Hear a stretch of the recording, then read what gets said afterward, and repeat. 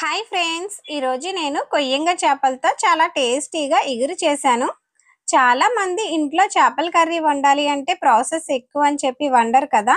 ఒక్కసారి నేను వండినట్టు ట్రై చేయండి. చాలా సింపుల్గా అలాగే చాలా టేస్టీగా కూడా వండొచ్చు. కొయ్యంగా చేపల్లో ముళ్ళులు ఉండవు. సో చిన్నపిల్లల దగ్గర నుంచి పెద్దల వరకు ఈ చేపల్ని చాలా ఈజీగా తినొచ్చు. మనం ఆల్రెడీ చేప ముక్కల్ని బయటే కట్ చేసుకొని క్లీన్ చేయించుకొని తీసుకొస్తాం కదా.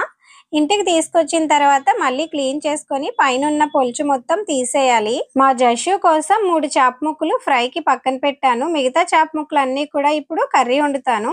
కొయ్యంగా చేపల ఇగురు కోసం ఆనియన్స్, టమాటా, పచ్చిమిర్చి అన్ని కూడా కట్ చేసి పెట్టుకున్నాను. నేనైతే ఆనియన్స్ మిక్సీ పట్టి తీసుకుంటాను, అంటే పేస్ట్ చేసుకుంటాను. మీకు పేస్ట్ నచ్చకపోతే చిన్న చిన్న ముక్కల కింద కట్ చేసుకోండి. పేస్ట్ అయితే రెడీ అయిపోయింది కదా. ఇప్పుడు స్టవ్ వెలిగించుకొని పాన్ పెట్టుకొని ఆయిల్ వేసుకోవాలి. చేపల కర్రీ అంటేనే కొంచెం ఆయిల్ ఎక్కువగానే పడుతుంది. ఆయిల్ హీట్ అయిన తర్వాత పచ్చిమిర్చి వేసుకొని పచ్చిమిర్చి కొంచెం ఫ్రై అయిన తర్వాత అప్పుడు మనం ఆనియన్ పేస్ట్ వేసుకోవాలి. పచ్చిమిర్చి ఈ విధంగా ఫ్రై అయిన తర్వాత మనం ముందుగా ప్రిపేర్ చేసుకున్న ఆనియన్ పేస్ట్ వేసుకోవాలి. ఆనియన్స్ పేస్ట్ చేసి వేసినప్పుడు ఈ విధంగా కలుపుతూనే ఉండాలి, లేదంటే మాడు పట్టేస్తుంది. నేనైతే కరివేపాకు ముందే వేయటం మర్చిపోయాను, అందుకని ఇప్పుడు వేస్తున్నాను. మీరైతే ఆనియన్స్ తో కలిపి వేయండి.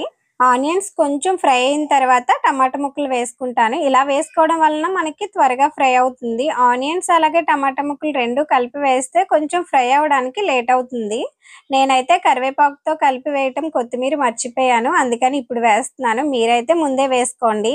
ఇది కొంచెం ఫ్రై అయిన తర్వాత మసాలా కూడా వేసుకోవాలి. మసాలా కూడా కొంచెం ఆయిల్లో ఫ్రై అయితే బాగుంటుంది.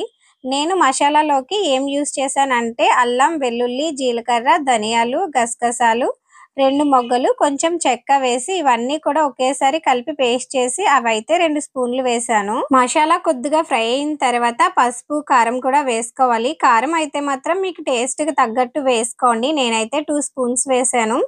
అవి కూడా ఫ్రై అయిన తర్వాత వాటర్ వేసుకోవాలి.